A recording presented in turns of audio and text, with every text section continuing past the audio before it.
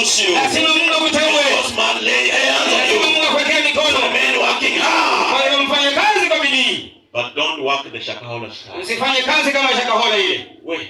Hapa. Don't go the Shakahola way. Usiende njia hiyo ya Shakahola. Shakahola in ADC? No. Shakahola nani ya Divine Church? Hapana. Style, no. Hiyo hapana, imekutaliwa. That is not the work of God. Sio kazi ya Mungu. That is the work of human. Hiyo ni kazi ya wanadamu. That is the work of human. Hiyo ni kazi ya wanadamu. But we want to believe. Lakini nataka kuamini. Because God is there. Kwa sababu Mungu yuko. And He's giving people the opportunity nafasi to work with His power. Fanya kazi na nguvu yake. They have faith in you. Ndani ya imani yako. Must remain strong and strong. Endelea kupanda. Don't doubt yourself. Usikuwe na wasiwasi na Don't doubt your prayers. usitawe maombi yako. Don't doubt what you are doing. Wasiwasi na mambo unayofanya. Always have faith. Uko na imani kila wakati. God told Abraham, Akamwambia Abrahamu, you are my child. wewe ni mtoto wangu. Because of the strong faith you have, Imani ulio nayo, Abrahamu, I'll make you successful. nitakufanya uwe na Everything Abraham did, kile chochote ambacho Abrahamu alifanya, he had faith. alikuwa na imani.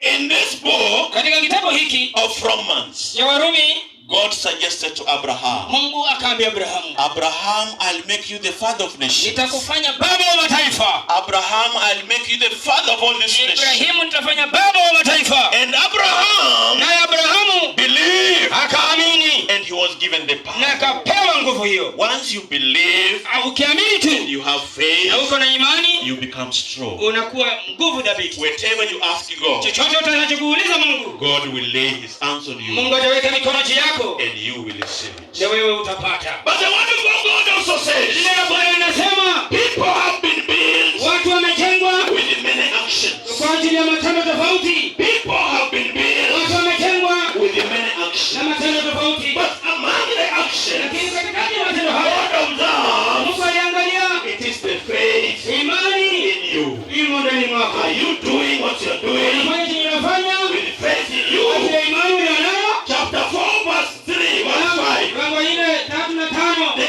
actions that are in you, Matendo yaliyomo ndani the mwako, actions that are in matendo you, yaliyomo ndani yako may not bother God. haiwezi msumbua Mungu, He minds the faith lakini inakumbusha kwa ajili ya imani that is guiding you ambayo inakuongoza doing those good. ili ufanye hayo maneno mazuri.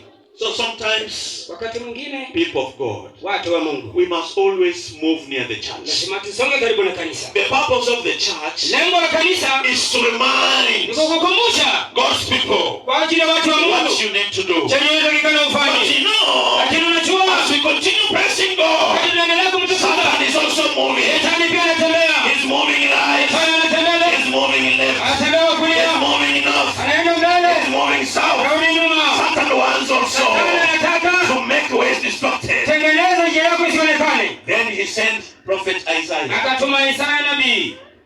Isaiah, first Isaiah chapter verse 18. Mlango First wa Isaiah. kwanza mstari wa 18.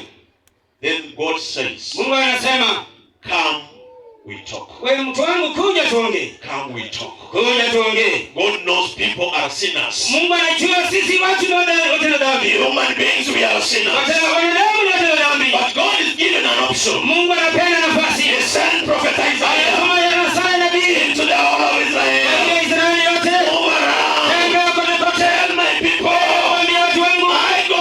mimi Mungu Want to listen to them. nataka kusikiza. Want to listen to them. Nataka kuwasikiza. What problem do they Kuna have? shida gani mko nayo? What problem do they Uko na have? shida gani? Come we talk. Cheni tuongee. God is also calling Mungu us. anatuita Even those who are sinners. hata wale ambao wametenda dhambi. God is not biased. Mungu hana upendeleo. Calling all people. Anaita watu wote. Come with us. Cheni tafadhali. Come before me. Cheni mbele ya I Mungu. know you are a sinner. Mimi watenda I dhambi. know you have done bad. Nimefanya I vibaya. know you have abused. Nimefanya mambo mabaya. I go. Lakini mimi Mungu I'm calling you ninakuita on my discussion table. tuweze kukaa tujadiliane. God is opening up. Mungu anapeana nafasi.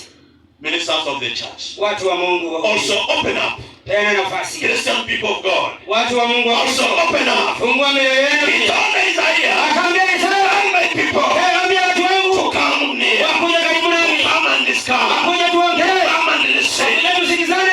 Even though Hata wale you have done hata mmefanya